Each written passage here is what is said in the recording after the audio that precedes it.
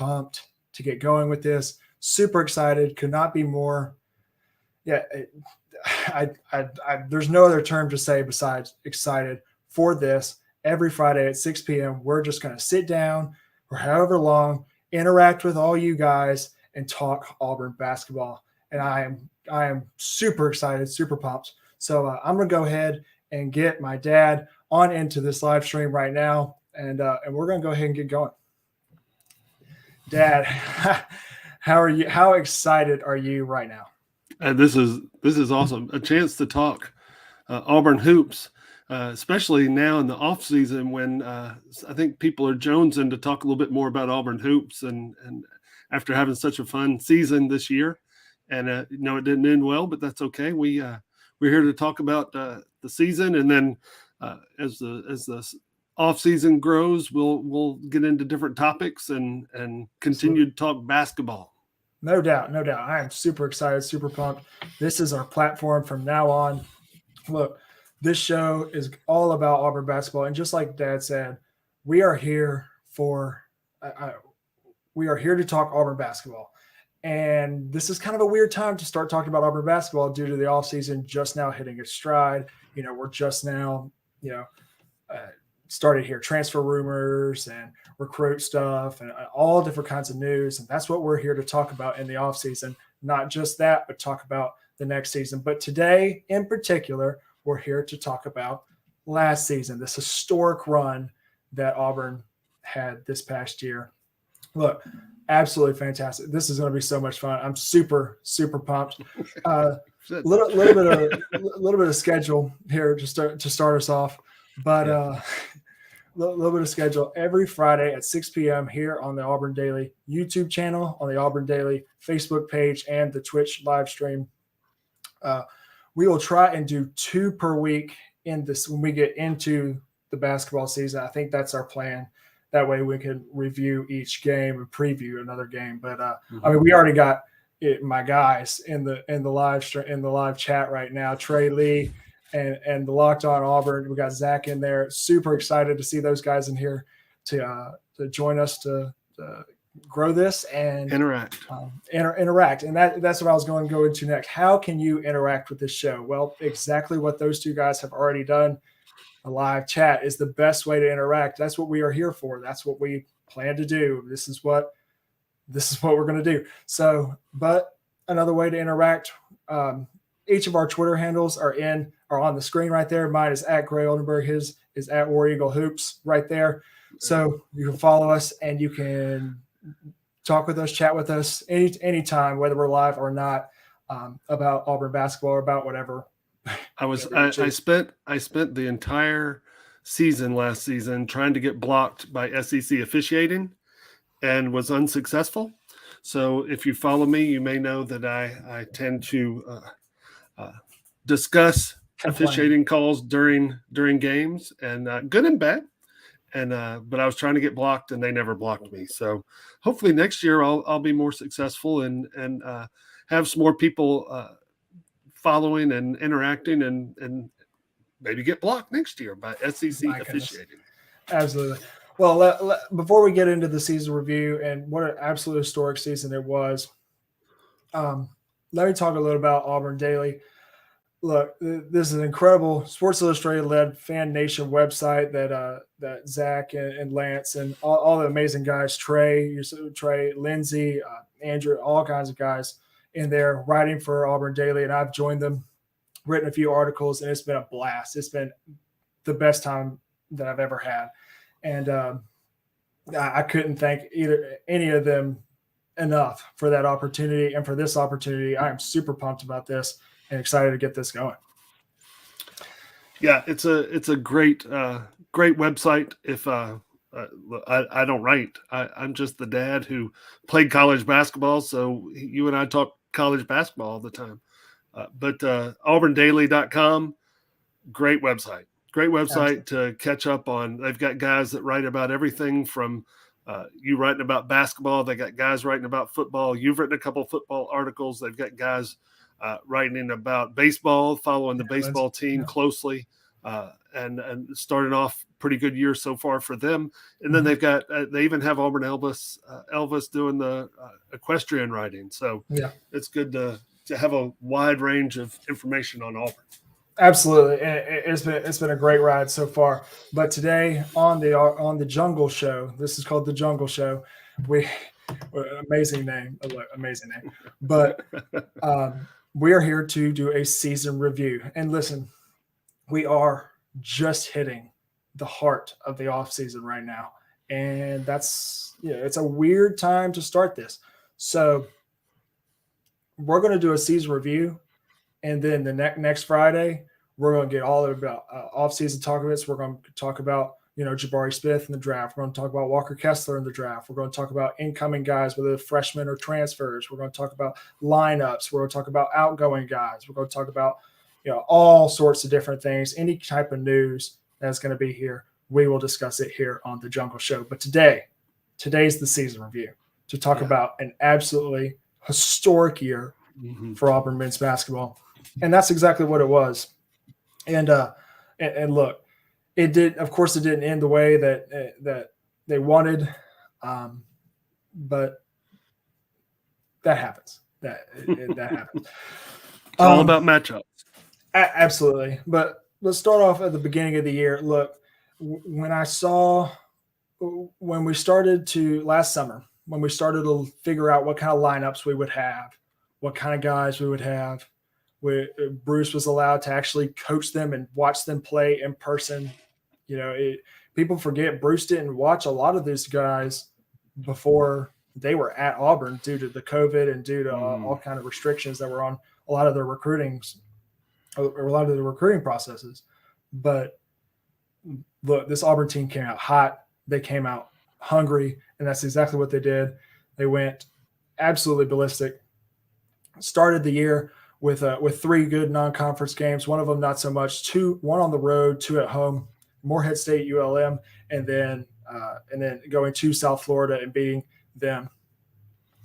And then look, those are solid wins. Those are kind of those wins that we see in football where they're not. I wouldn't call them cupcakes like they are in football, but I would call them, because those are good mid-major teams. Basketball's a little different. I agree, but they are tone-setting games, and that's exactly what you saw this Auburn team do, is set that tone for this whole year. After that, they go to the battle for Atlantis. Hang on, let me skip back. I'm sorry. I wanted to hit on just a couple things from those initial few games. Yeah. Morehead State was a good team. They played in their championship game. We're trying to get their center to come replace Walker next year. Yeah. The game at South Florida, though, 2 things that were important about that game. Number one, we won, but we had to come from behind to beat a decent South Florida team.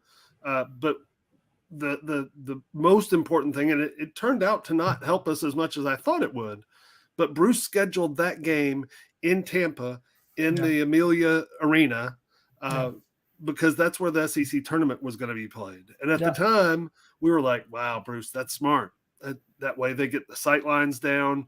Yeah. When they get to the arena for the SEC tournament, they're not going to be like overwhelmed by a large hockey arena. But they won the game. It was a tough game. South Florida was real physical in that game, and I'm not sure that we were ready for that physicality yet. So, but we won. We moved on. But when you have a coach like Bruce Pearl, he thinks ahead on things like that. And it's one of the things I really appreciate that guy. Coach Pearl is that he's thinking, okay, the SEC tournament's at a place that hasn't been, and I want my team to see what it looks like, see how the depth perception of that, and we had a good turnout from the Auburn club down in Tampa, so it was a fun game for them, and they won. So after that, Auburn goes to the Battle of Atlantis, and one of the games of the year, not just Auburn.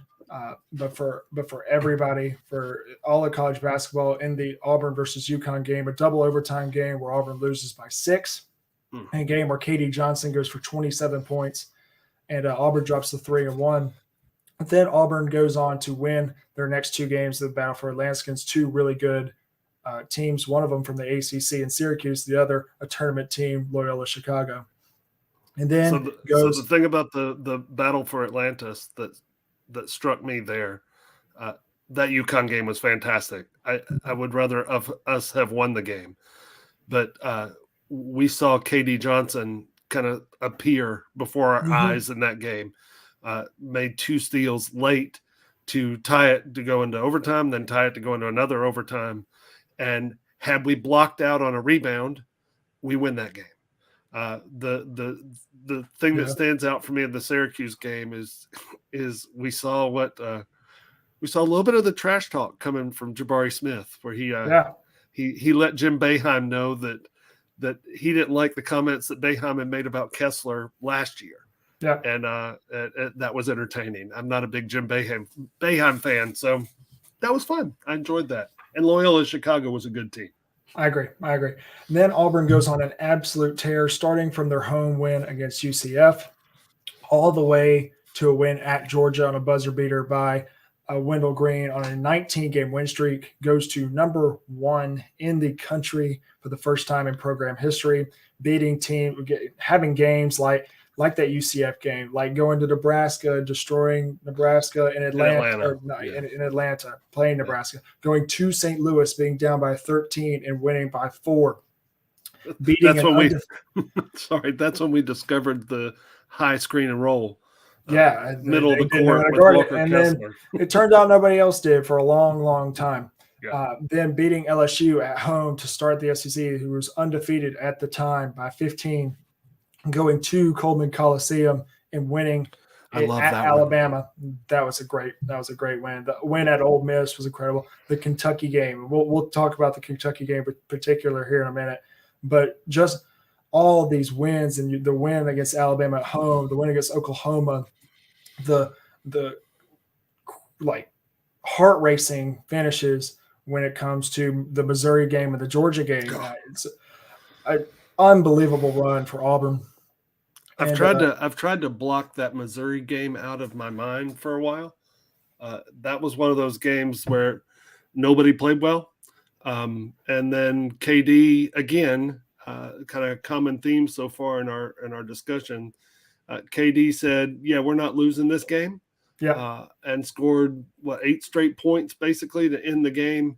He was the only one that was able to put the ball through the basket in that game, and that turned out to be a problem that we would run into later in the year as well. But tried to block that Missouri game out. The Georgia game was entertaining with the lob off the backboard to Devin Cambridge, and then the rebound by Walker late as time was running out, hands it to Wendell, and Wendell goes length of the court, gets stripped, and puts it back in, and they win it. That was those were really good, entertaining games. You're right. No, you're absolutely right.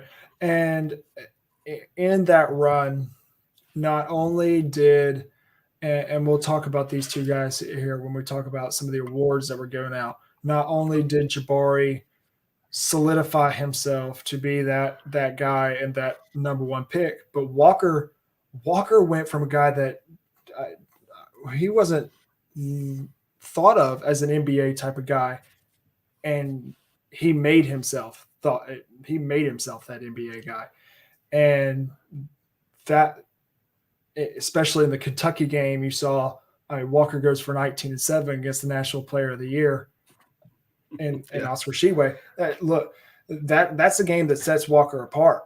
And you also have games where against LSU and against Texas A&M where he had his two triple doubles, which nobody else had done except for Shaq, which is ridiculous. Yeah, Kenny Gabriel's the only player in Auburn history to have done one. But let's be upfront and honest here in the beginning of our show. I grew up a Carolina fan, and I raised you to be a Carolina fan, and in basketball specifically. So when Walker turned Auburn down last year to go to Carolina, I was upset that he didn't go to Auburn, because I wanted him to go to Auburn. I thought he'd be a perfect fit in Bruce Pearl's system. Yeah. And he went to Carolina. And so I was like, well, at least I'll follow him because I like Carolina. I like to watch them play. Yeah. And they had too many bigs last year at Carolina, and he didn't play very much. But he played late in a tournament game in the ACC tournament and had 8 block shots. And I thought, man, 8 block shots, that's a lot of block shots. Yeah. And then he came to Auburn, and like you said, he had 2 triple doubles with block shots. That's not a real, like I said, Kenny Gabriel had that at Auburn. Yeah. But it doesn't happen that often because blocking, he has a natural talent for that, and he showed it over and over again this year, and really was a joy to watch. A lot of fun to watch that kid play basketball. I agree. I 100% agree. Look, in that run was an incredible run. The run abruptly ended when you don't have Zeb Jasper and you go to Arkansas. You lose in overtime by 4 to that Arkansas team who was getting hot at the right time, and it showed in the tournament. But a 4-point loss to Arkansas, and then the only 2 other losses in the regular season came at Florida and at Tennessee. Both, again, very close losses. Florida was by 1, and Tennessee was by 5 in 2 big-time road environments. But in the final, 6 games of the regular season, and it all started with that Vanderbilt game at home against Scottie Pippen Jr. It was fun. Jabari Smith changed the way – I think he changed his aggressiveness. Look, I don't know what happened, but he changed the way he did things. Ended up scoring 31 against Vanderbilt, 28 against Florida, 15 against Ole Miss at home, 27 at Tennessee, 27 at Mississippi State, and 21 against South Carolina. Absolute tear to go on, win SEC Freshman of the Year, and get some All-American. Yeah, he was. We said during the year when you and I would talk that I sure hope Auburn fans are enjoying watching Jabari play basketball. Yeah, he was the highest. He still is the highest rated recruit to ever come through Auburn. Yeah, and he's a kid who not only did he come in as the best player to ever come to Auburn by ranking. He came in and worked his tail off to get better. Yeah. And he did. You're right. And you and I were at the Vanderbilt game. He literally was unstoppable. Yeah. He couldn't miss. And then we were at the Mississippi State game, and we saw a preview dunk of a dunk that would come in the NCAA tournament when he went chest to chest with the big guy from Mississippi State. Yep. But having a guy that's 6'10", that can shoot, that can guard, that can pass, and is just a willing teammate. A lot of guys come in when they're big time recruits to a lot of different schools, and they say, "I need the ball all the time, and I need to get 30 every night." Absolutely. Jabari was not that guy. Now, he did get 30 some nights, and he played great. But he was that guy that went to the gym at 5:30 in the morning when most people are sleeping and got shots up. That's how you get better. That's how he's got the natural talent. Daddy played pro ball, played at LSU. So you knew he had the natural talent. But the fact that he came in and had that talent, but he didn't rest on it. He worked his tail off. And unless you're dumb, he's the number 1 pick. I agree. I completely agree. And we will talk next Friday about Jabari Smith and what his NBA stock and what some good landing spots for Jabari Smith will be on. Read the article on next Friday. Yes, there's an article up by yours truly on Jabari Smith and on Walker Kessler about 5 destinations for them to both end up in the NBA. That would be great. And go read the article. We will go through the articles. Both we'll do Jabari next week and then Walker the week after that as we just kind of glide through this off season and as news comes, we take it and run with it. But yeah, I 100% agree. Jabari is that guy, and you saw that towards the end of the year. Now the postseason did not work out for Auburn. Auburn goes 1-2 in postseason games with their really struggling loss in the SEC tournament against Texas A&M, because you beat Texas A&M earlier in the year, and you just didn't shoot the ball well. And look, Texas A&M was a good team; they were hot at the right time, but Katie Johnson's not going to go 0 for 14 again. I don't think KD Johnson has ever gone over 14 in his life. Yeah. In any basketball game, even probably since grade school or YMCA basketball. Yeah. He goes 0 for 14 in that game. And you just, I felt sorry for the kid because everything he did not work. But then, we were way behind in that game. And two things from that game. Wendell Green went nuclear to get us close. Yep. And we weren't really close, but he went off from logos and from timelines with hands in his face to get us to where we were in striking distance down 3 or 4 late. They had an out of bounds play on the sideline in front of their bench. Here's where I tried to get the SEC officiating to block me.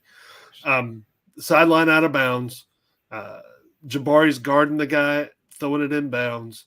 The guy takes 3 steps to the left, 2 more steps back to the right, throws it in bounds, cuts, gets a dunk. It's a big-time dunk. It's really impressive.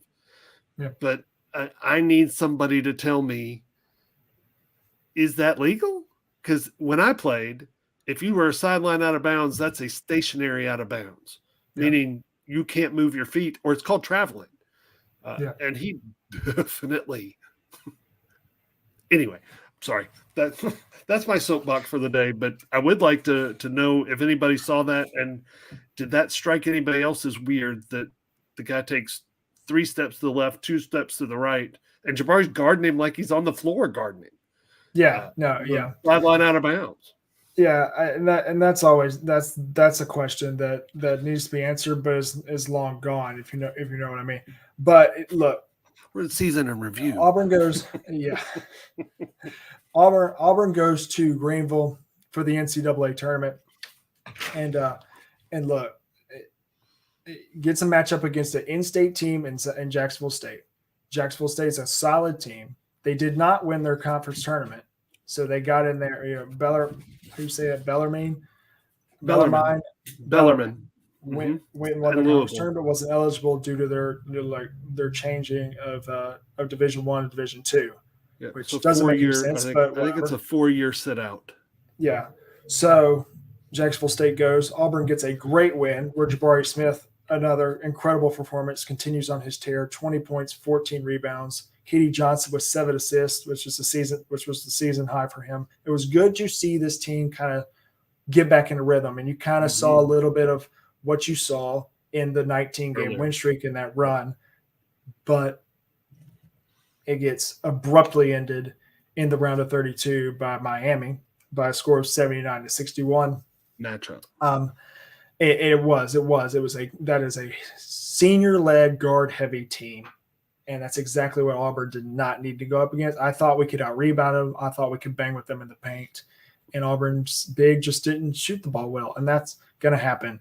And what a fantastic tournament it was. It ended up being some amazing games there was in that tournament. Some instant classics happened in that tournament. But Auburn falls short of the finish that they wanted, but still an absolutely historical season nonetheless. But so on the Jacksonville State game, real quick, after KD had gone 0 of 14 against A&M the week before, I liked that they opened the game. Auburn opened the game and ran the flex cut off the baseline for KD to get a layup. Yeah, got him a layup, got him back to being KD, where he's bouncing around. He's happy. He's the Energizer Bunny of our team, and got us some energy, and that started him off. He had, like you said, he had 7 assists in that game. He was much better. Yeah.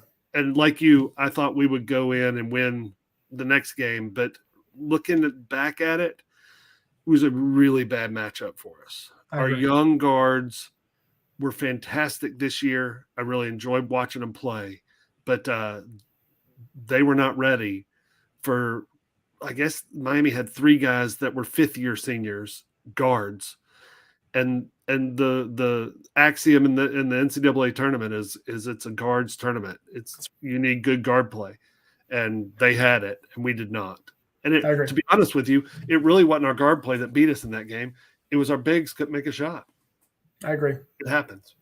Yeah, it does. And look, Auburn's historical season comes to just like I said, an abrupt end. But nonetheless, an incredible season. Goes to number one for the first time in school history.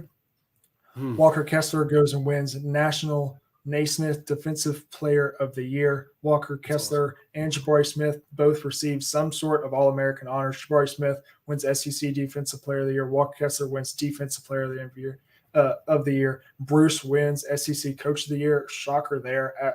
What in the world? But incredible season. Absolutely incredible. Yes, it was. It was to be ranked number one. It's not the last time that we're going to be ranked number one. It was the first time to be ranked number one. And we found out that it's hard to play with that target on your chest. You mentioned the Arkansas game, the first loss of the year. That place was like a lion in wait, waiting for the number one team to get there. And they were excited to be able to play against the number one team without their point guard. But the number one team in the land came in, and Arkansas wanted that game more than anything. And they got it, and they deserved it. If Wendell would have gone to the basket that last play, I think we'd have won. But I agree. Stuff happens. That's just how it goes.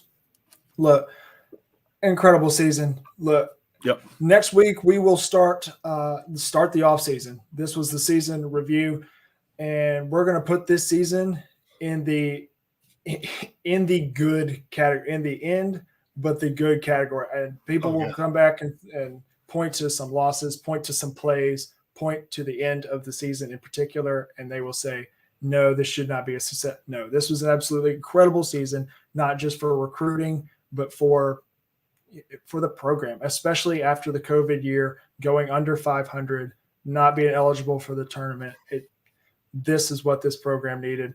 And this offseason is going to be even bigger. It's going to be just as big, if not bigger, to build upon this program. And that's what we'll start talking about next week. We are going to just talk about Jabari Smith and some NBA locations for him to kind of preview, a little bit of the draft. The draft is a good bit in the future. The draft lottery is set for May 17th. And the draft will be set where he's going to go well after the playoffs. Yeah, I agree. Which very well should. And then we'll also be able to figure out where Walker's going, depending on some playoff results or the end of the lottery, or maybe the second round. We will see, and we'll talk about him the next Friday. And I'm super pumped for this. This is going to be so much fun. We're going to build this. We're going to continue doing this every Friday at 6 p.m. here on the Auburn Daily YouTube channel, on the Auburn Daily Facebook page, and on the Auburn Daily Twitch live stream. I'm super pumped. I'm super excited. Dad, do you have any final words of episode number uno? Yes, I do. For those of you who think this was less than a B year, probably less than a B plus year, you obviously were not paying attention during the Tony Barbie era. This was a major success of a year. You had a number one in the team in the country. You had a 19-game win streak. You had big wins at home against Kentucky and Alabama. You hung 100, I believe, on Alabama because you had your walk-ons in and he had a three-point play. You had crowds following you everywhere you went. They say Kentucky travels well. You and I went to Starkville. The whole upper bowl of that stadium was Auburn. And it was loud. You pack that arena, the Neville Arena, every time the guys play there. And oh, by the way, you signed your coach to a forever contract. In my opinion, I 8 years when you're Bruce's age, that's a long time. So anything short of B plus, in my opinion, is crazy. Yes, we took some losses that we probably shouldn't have taken. Florida, we threw the ball over our teammates' head probably 10 times in that game. Terrible. That was frustrating. And we only lost by 2 points? The Tennessee game, just make a couple buckets down the stretch, and you beat them there. So yes, the tournament was not fun. Yeah.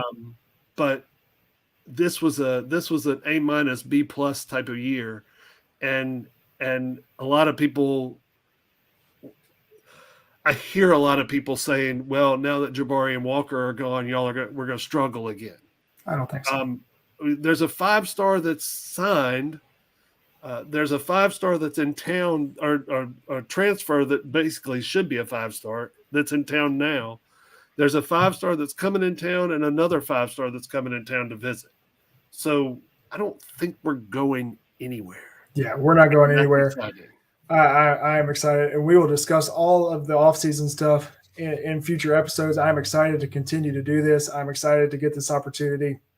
This is something special. This right here, I can't wait, and especially when we get further into the season and further into the offseason, we're gonna have some fun with this. We're gonna get some fan interaction.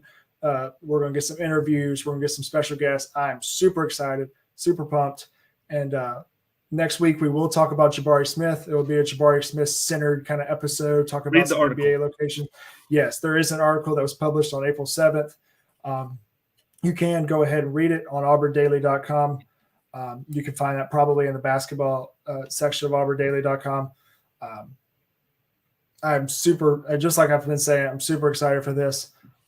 Shout out to all the guys that write for Auburn Daily: Zach, Lance, Lindsay, Trey, Andrew, Mike, all those guys, for supporting and giving me this opportunity. I'm ready. And any last phrase or words? Just War Eagle, and hey, come talk to me on Twitter. War Eagle Hoops. At War Eagle Hoops or at Gray Oldenburg on Twitter. And until next Friday, War Eagle. I guess I should do that, shouldn't I?